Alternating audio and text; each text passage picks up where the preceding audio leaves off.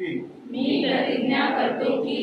पाणी हे जीवन असून त्याचा वापर गरजेपुरता व काटकसरीने करेल।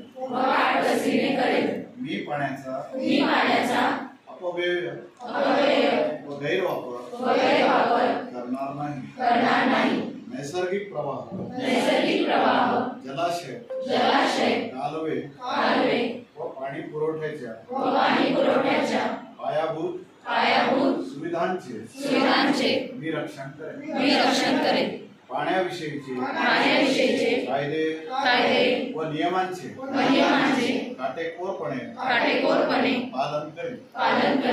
पाण्याचे संवर्धन व जतन करण्याचा मी प्रयत्न करेन।